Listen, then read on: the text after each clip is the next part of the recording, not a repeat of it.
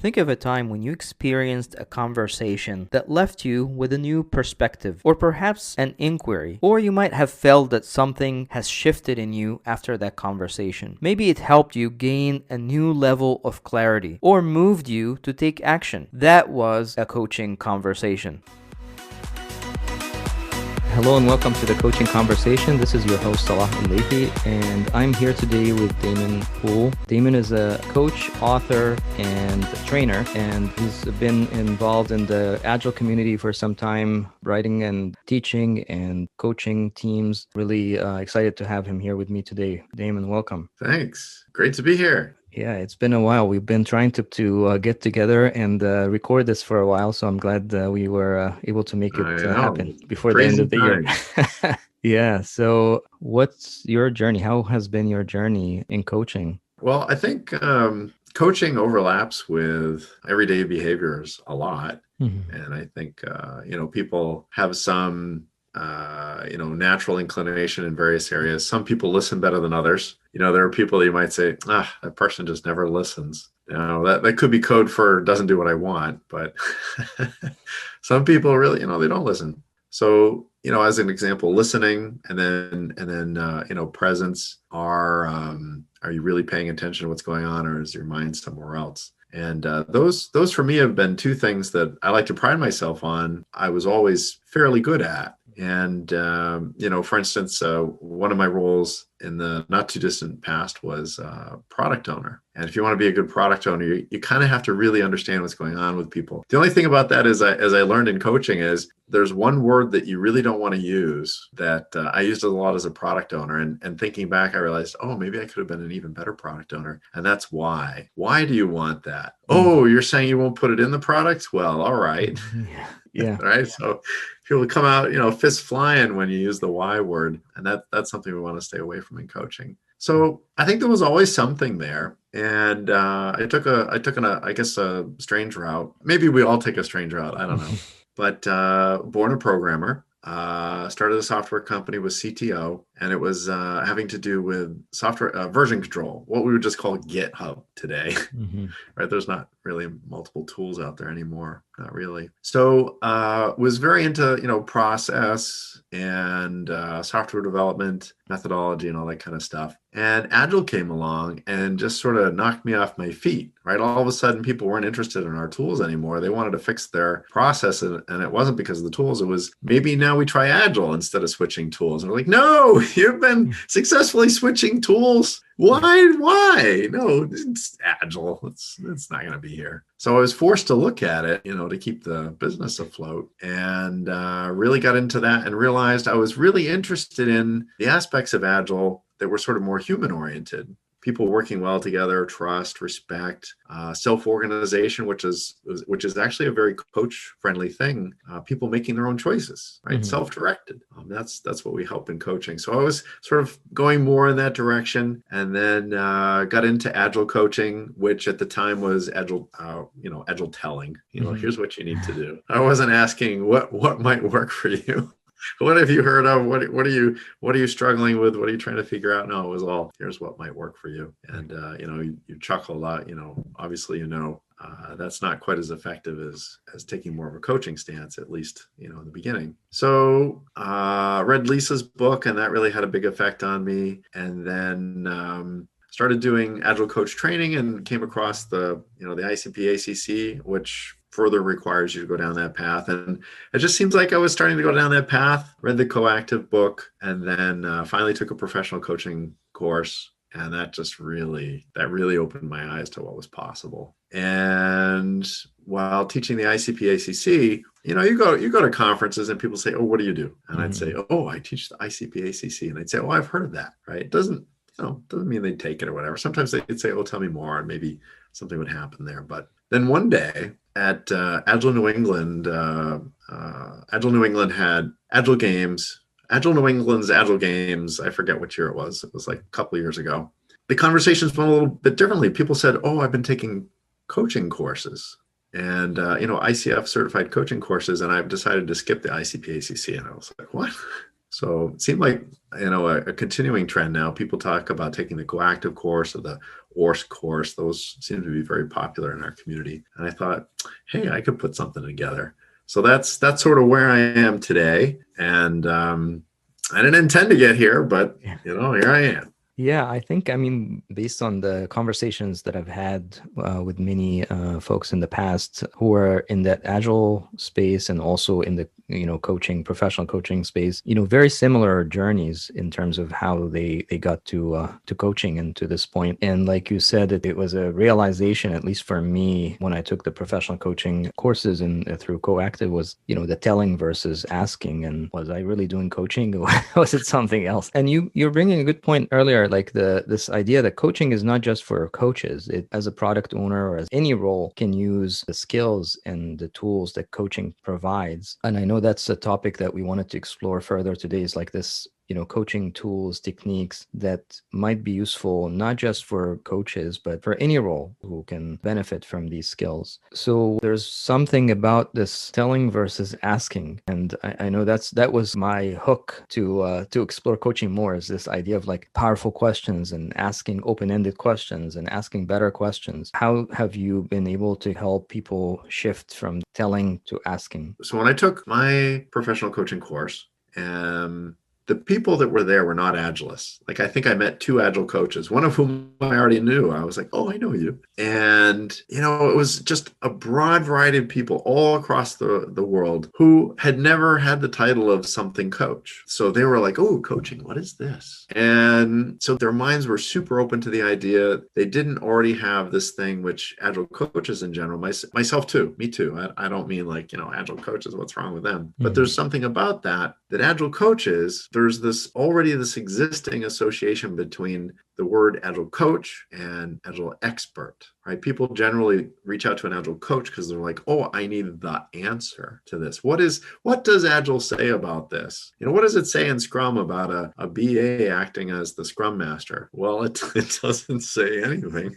Yeah. Right. So what I found is I really had to double down on explaining the value of coaching, not agile coaching, but the actual coaching part. Mm-hmm. And so I do have a number of tools there. And where I generally start out there before I get into tools is just, we have the word, agile coach, agile and coach. And the agile part of agile coach is the teaching, the expertise, anything where it ends up with you stating an opinion, knowledge, or, teaching, or anything where you're not, even in your questions, there could be an expert question. So for instance, have you tried asking other people what they would like to do at the stand-up? Have you tried different retrospective techniques or something like that?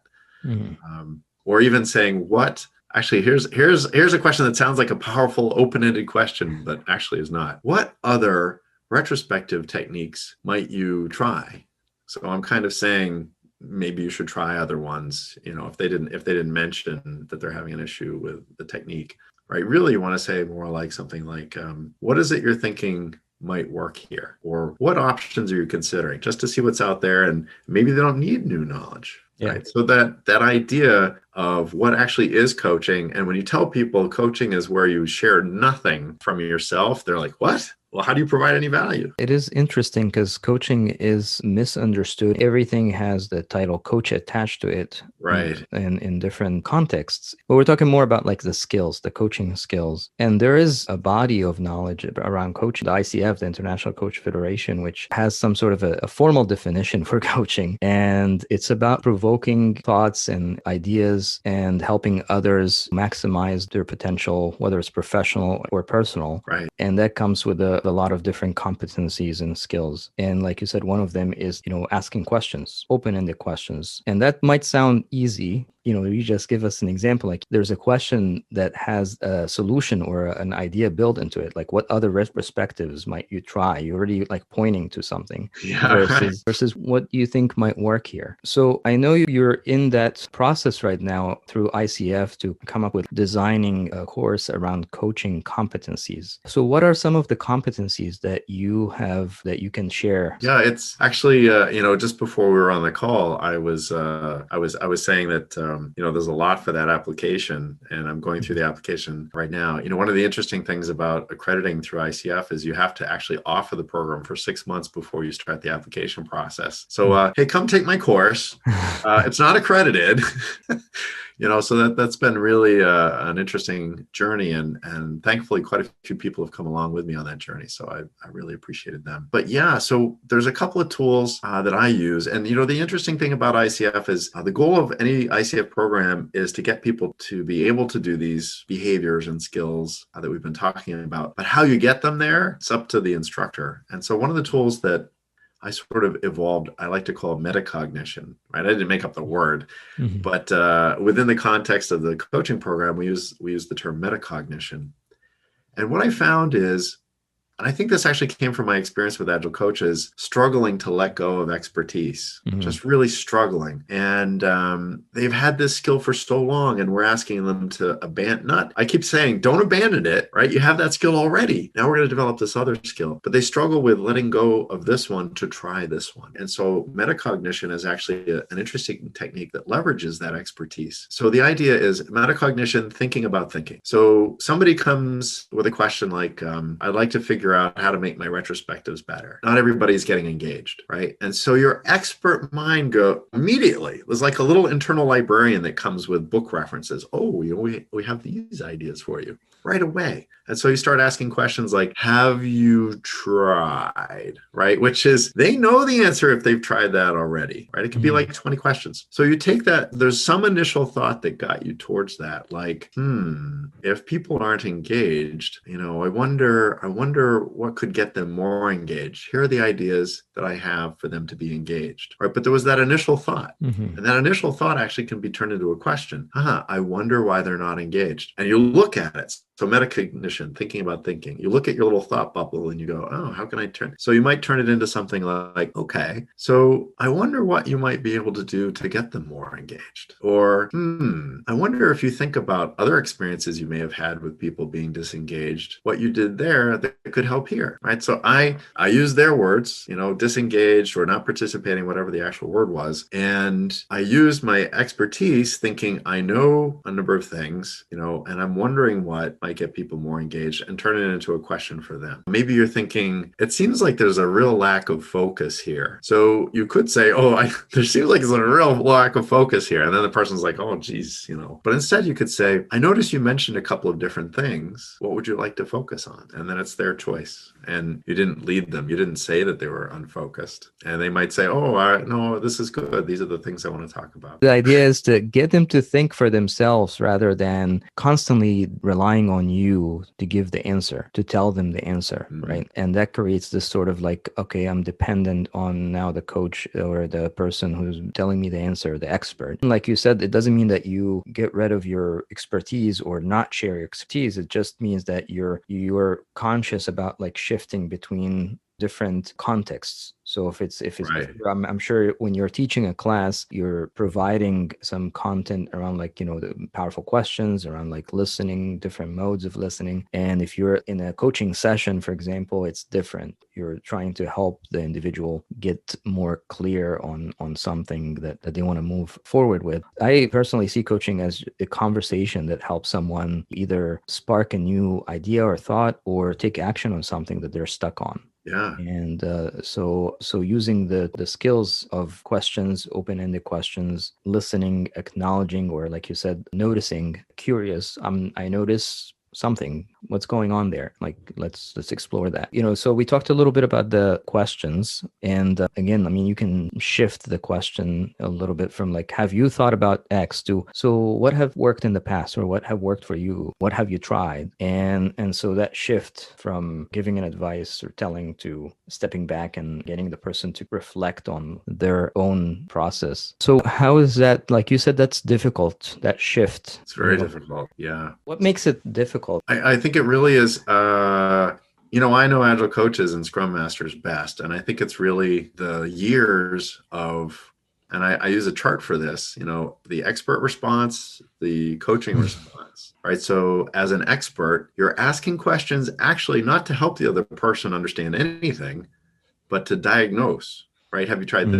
this? Oh, you haven't tried that? Then maybe this or this will work for you. You tried this and you had that result? Okay. It's like you can see the little decision tree expanding in the air in front of them. They're Mm. not really listening to the person. And there's nothing wrong with that, right? When you're in expert mode, that's what you want to do. And so those habits get in your way, right? You'll ask, have you tried this? Have you tried that? Instead of asking, for instance, what have you not yet tried that might work? And it takes a little while to break through that. Mm. And one of the things that I've found works really well, another, I guess you could call it a tool, but it's really a way of thinking, is the idea of absorb, consider, respond. And so I have people practice the consider, which is the hardest thing, right? And so absorb is you're just taking things in. You're not trying to remember anything. You're just like you're watching a movie. When you're watching a movie, you're not consciously trying to remember the plot or anything. You're just like, ooh, wow. Oh, car exploded. Oh, I love this film. That would be my thought. I love cars exploding. I don't know. But anyway, so you're just absorbing. And then when they stop, then you consider. And this is so hard for people because they're used to being measured on, did I have the answer? Mm. Right. And so, you finish talking and here's how I consider. Okay. And that whole time, now for the first time you're thinking, and people can't do it. Right? I have to say, no. I want to see a 2-minute pause, or not a 2-minute, a 2 or 3 second pause in there. And so then the next step is they'll have the question, they'll pause to humor me, and then they'll ask the question they were going to ask anyway.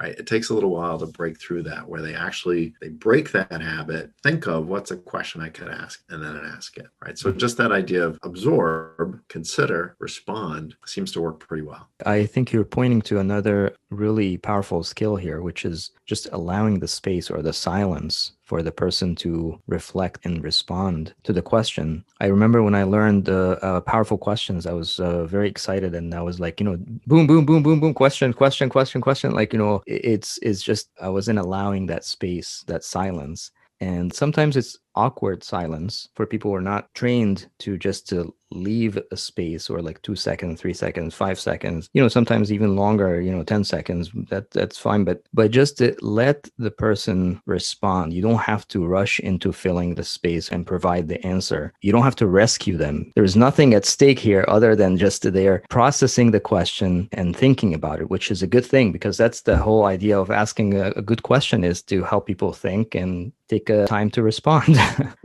That's exactly the next thing, actually, that, what you mentioned, just to piggyback on that, is so expert versus coach. So I've been asked a question by an expert, and I go, that probably means I didn't understand the expert. So then they'll give me a new question or say, oh, what I mean is, but that's exactly what you don't want to do when you're coaching. So if the person goes, that means they're thinking. That's what we want. It's some new thing. They might go, and then there it is. There's this thing, right? So that expert mindset really gets in the way. And one quick story. It's a story I'm quite proud of. I only have one story like this, right? It's sort of of the time that I'm going to talk about. It's at the high end. I don't have anything near this, but at the end of a class once, somebody lingered at the end and said, "Hey, I've got a question if you have a few minutes." And I said, "Sure. What is it?" And so they started talking, and so it's that pause thing you were talking about. So not only is it giving them space, but it's noticing when they're actually done. So I just paused there. I wasn't actually done, right? So she went, and then I thought, oh, maybe the question's going to come. I didn't hear it quite yet. And then she kept going, and then she paused. 5 minutes later, finally, I was like, oh, I think she's actually done, right? Yeah. And I said, okay, so what is your question? And she goes, oh, no, I'm all set. Thank you so much. That was super helpful. I thought I hadn't actually said anything. Right. I know sometimes it's hard to let that silence happen. And there is a skill that I don't know if many people are familiar with, but this idea of witnessing the person struggle with the answer, thinking about it, and start to dig into what is it that I want to respond with here. And that, again, that's what a good question does. It allows the person to reflect, think, dig a little deep to come up with some response, a thoughtful response. And that's what you did. Like, 5 minutes, you've given her a space to just, okay, I think I got it. Maybe she processed it and thought of ideas, and now that was all she needed. So questions, pausing, witnessing, or allowing some space for the answer to come through or spark some ideas that they have to go back and sit with for a while. What other skills do you want to explore here? I like this concept of natural coaching. And what I mean by that is using coaches that are behaviors that are already natural to us, but dialed up to a high level. And so, in your everyday interactions with people, whether at work or home, there's all this stuff that we do that actually completely overlaps with coaching. And so what I like to do is I like to show that most of coaching is actually not coaching specific. So for instance, asking a question we do all the time. I'm sure you've talked to a friend and they asked you some question that wasn't actually coming from the expertise. They, they, for whatever reason, all of a sudden they said, well, what is it you're looking to get out of life anyway? And then you go, oh, I'm not sure. And it really, throws you back. But on the other hand, there are coaching specific things that you don't use in everyday interaction. For instance, asking for accountability. Right. So you run into some stranger, they ask you, hey, where is such and such a place? And then you tell them and they turn around and you go, I'm curious, is there anything you need to do to make sure that you stay on track for your goal? He'd be like, stop talking to you. Right. What? Where's this coming from? So you need a coaching agreement to step over the bounds of everyday interaction into coaching. But actually, there's only a small set of things like that. Most of it is what I like to call supportive and diminishing behaviors. Not that I'm advocating diminishing behaviors, but supportive behaviors like listening, and diminishing behaviors like, okay, yeah, no, I hear it. But okay, what I'd really like to know, right? Wow. Interrupting, leading, making choices for the other person, right? So there's a whole list of diminishing behaviors, and that's actually a skill, is to not interrupt, to not judge, to not discourage, right? And we do this as natural people all the time. For instance, with discouraging, okay, I mean, that's one idea, right? So I'm trying to be helpful because I think that's a terrible idea, but I'm discouraging the person from something that might be perfect for them that's just not going to work for me. Like, I'm never getting on a motorcycle. So somebody says, oh yeah, I'll just get on, I'll rent a motorcycle and I'll travel there. And I'd be like, well, that's one idea, but that's me. So the questions could spend a lot of time on just asking good questions or powerful questions, because there's also the timing of the question in the process, whether it's a coaching process, a coaching journey as you're working with someone or with a team, or even during the session, because there's we all know that this coaching has sort of an arc. You start working with someone and you figure out what they want to focus on, and then you start to get a little bit deep into that. At some point, maybe towards the end, you help them take a small step forward, or maybe you sit with an inquiry and think about it some more, get more clarity around it. So yeah, like you're saying, like the timing of the question and these being aware of the things that you might say that can stop them from saying anything. Right. Which is another skill I think, or maybe it's a meta skill, like this idea of like creating a safe space for the person or for the team to be able to find their voice, to come up with their own answers. If you're not creating that safe space, then it's hard for them to say anything. And if they don't say anything, if you're the one talking most of the time, you're the one learning. They're not learning because they're not saying anything. So that's a tough one as far as how to notice those diminishing behaviors and monitor them so that you don't get in the way of them learning and growing. Well, the first thing is really just, right, so for me, I just put a list out there, and it's not a complicated list, but it is a long list, right? And just thinking about, oh, that's right, interrupting, judging, criticizing, discouraging, providing unsolicited opinions, getting stuck on a particular solution, right? There's a long list of things. So that's the start. And then, I think really to succeed as a coach, you either need to be super lucky or you need somebody to give you feedback. Right? I noticed that this happened. You didn't point out what it was they said. You didn't say, hey, I noticed that you are not very good at coming up with ideas. right? Like an extreme, Yeah. right? So you might say something like that to somebody and then, get feedback like, what's another way to say that? Mhm. Say what? You don't seem so good at coming up with ideas. Oh my gosh, did I say that? Yeah. Oh, okay. All right, I got to be careful, right? So having that's actually, I'm not sure that's the best example of all time, but just having that other person say, Mhm. just like you're observing things to a coachee so that they can look in the mirror and see, oh, that's not the way I want to be. Same thing for you as a coach. It's getting that feedback. Here's something to think about, because it's hard, right? You and I are on video, so I'm like looking into a mirror myself. You're like looking into a mirror of yourself. But just like in the physical world where we really can't see ourselves, we can't see ourselves in any other way either. I know the words I just said, but I don't necessarily know that the impact that they had on you as another person. Only another person can really know that. You remind me of when I took the very first class in professional coaching. The co-leader of the class said, anyone wants to volunteer to coach others, and everyone put their name up because everyone likes to help and coach others. And then another list was circulating about who wants to get coached, and that didn't get many names put up. And she said, well, if you're not willing to be coached, then you're not going to be very successful in coaching others, which what you're pointing to is like, having someone to give you feedback to help you notice what you don't notice. We all have blind spots, and it's hard to know our blind spots without someone giving us some good feedback or giving us some ideas or helping us reflect. I think you touched on something there that I was thinking about. The word feedback actually can be very, we have a lot of different views of it. Actually, I think the best feedback is not what you might expect.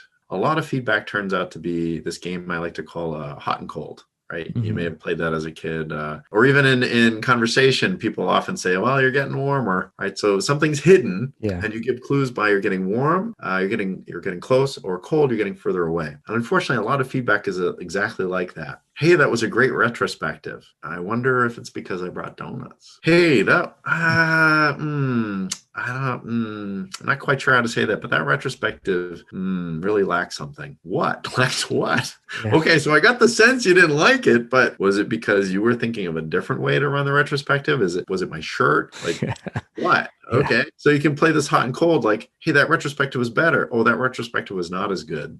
So now I can guess, but I don't know. And actually what that is, it was good, it was bad, is praise and criticism, right? And often, we get those things kind of stuck together. So I like to focus on observations and expectations. And so as a coach, the way that you can give feedback is actually just through observations in the form of a statement and a question, right? Not everything is a question, but we want to end with a question. So we might say something like, give me an example that came up the other day. I was giving a demonstration of coaching in class, and the woman started out saying, I have to present a plan on this meeting, and I'm really struggling. I'm really confused what to do. I'm very uncertain, struggling, uncertain, confused. So we got to talking, asked her a bunch of questions. I don't remember any of the other details here, but eventually she said, there was some question I asked, and she said, well, I think what I could do is like you could see the Gantt chart coming out, this nice, beautiful plan just came out of her. And so the observation there, like a mirror, is to show the coachee two things. So I said, so earlier you used the words confused, struggling, unsure, but just now your face lit up and you seemed so confident, and you said, what's your thought about that? And she goes, I guess I could just do that. Right? She was like, so for me, one of the things that maybe I should give it a name, find the mystery. You find these little mysteries, like you're saying this, but you're also saying this. How does that work together? So you just show them, here's what I'm seeing, so that they can then go, oh, that doesn't match. Oh, and they both came from me. And because I used her words, she couldn't argue with me. She couldn't say, oh, that's not what I said, right? It wasn't about me. It wasn't coming from me. It was her own words. To me, I think that's some of the best feedback, is just give people, let them see themselves in the mirror. Maybe this is a skill. It's like acknowledgement, like, to acknowledge the person, to make them feel seen, like as far as like, okay, she was confused, not sure, or struggling with something, and you picked up on that, and you basically acknowledged that's okay to be struggling and unsure about things. Now, maybe we can explore that with questions or find different options or possibilities to go from there. So I know you recently co-authored a book. Oh yeah. I know you've been trying to bring some professional coaching to the agile space. And what inspired you to write that book or to co-author it? Oh Co-author gosh. the Okay, so it's kind of a complicated story. Let me see if I can. the essence of it. So there's a lot of ways to create material, Mhm. blogging, presenting, conferences, meetups, all that kind of stuff. And so I've been doing a lot in that area, and had the ICP ACC course. And people would ask, "Oh, when are you going to write a book?" And not just me, but me and Jillian, right? Because we were doing a lot of those courses together when it was in person. And then Jillian was asking me, "You've got a bunch of stuff here. You should write a book." And I was like, "Oh, ha ha ha!" But it was starting to go, and I wrote a few more things. We were reading a book on coaching, and it inspired me to write. What ended up being pieces of what's now different pieces of the book. And one other thing is, a friend of mine got me into teaching the ICP ACC again, right? So if I hadn't gone back into teaching that, I don't know that we would have ended up here. But I have this friend whose name is Robert Martin. You may recognize this name. And we're on Facebook, and we've been talking politics over the last 4 years, and just we're completely at loggerheads with each other. It's quite entertaining. And for whatever reason, he came out with this book. He just published it. I had it recommended, by the way. It's called Clean Agile by Robert Martin. And there's me on there. So he said, "Hey, would you review my book?" And I was like, "Are you sure you want to get my thoughts?" But he acknowledges in the book that he has one opinion and there are other opinions. So my piece in the book, he introduces that way. Here's an alternative view. So anyway, so I reviewed the book, and he had a view on scaling and agile coaches that I strongly disagreed with, and I let him have it. And so then he writes back an email saying, "Oh, would you like to write up an alternative view?" Right? So whoops. So it was about 10 pages on coaching, and then a little bit on scaling. I got it out there, and I thought, oh. So I asked him about his publisher, and we connected. And I put in a proposal, and I just threw it out there, and we were interacting, and she was like, "Hey, you haven't finished this up," and I was like, "Okay, whatever." And then I got it in there, and then I got accepted. Oh, right. So it really wasn't. There was a little bit of intention, but mostly it was serendipity. So, and then at some point I realized, wait, I don't want to do this on my own. I do everything, all my projects generally with Jillian. So I invited her along, and I'm really glad I did. It would not have been the same book without her. I know you said that it's out there. It's Pre-order. Pre-order, right? So people can go and check it out. Is there a link or a website that you want to share? Yeah. I mean, I don't have it off the top of my head, but search for professional coaching for agilists. You'll find it. And actually, there was one more thing I wanted to mention about professional coaching. That term is very often misunderstood. So ICF and others define coaching, and that's what we mean, you and I, by professional coaching. For instance, that I'm a professional agile coach, right? Not as opposed to an amateur, but it's the specific definition of coaching that comes from the professional coaching world, and that's a point that often I have to make really bring home, as well as. Yeah. No, I don't mean that you're a professional or not. I mean, yes. Term.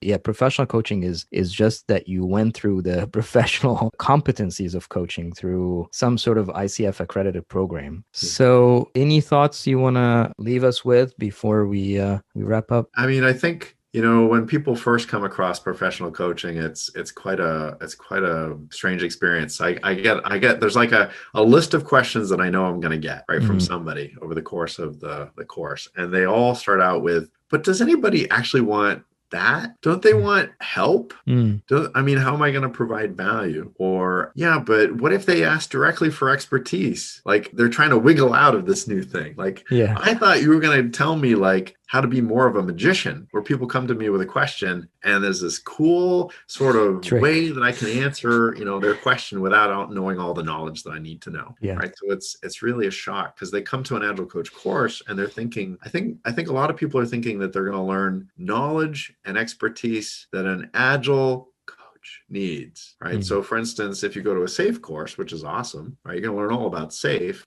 As an agile coach, you might need to know about SAFe, but it's not actually about coaching. So I guess where I'm going there is that there is a lot of value, and it took me a while to realize, oh, that is really different, and then to be able to explain that has really been a challenge. But what I find is during the course of the ICP-ACC course, people will say things like, that was mind opening, or my mind has really opened up to, or, I'm not sure I've really been doing coaching before. You can see it happening. Yeah. But it's the kind of thing you really have to experience. It's extreme. Like us talking about it may get people curious, but to really get it, you have to experience it. I've been sitting on this blog post for a while about my coaching journey, where I called it Becoming a Better Coach. And this conversation is inspiring me to go ahead and and share it. And hopefully people get something out of it. And I'm sure this conversation will help people who are interested in professional coaching and going through that journey. And these skills may sound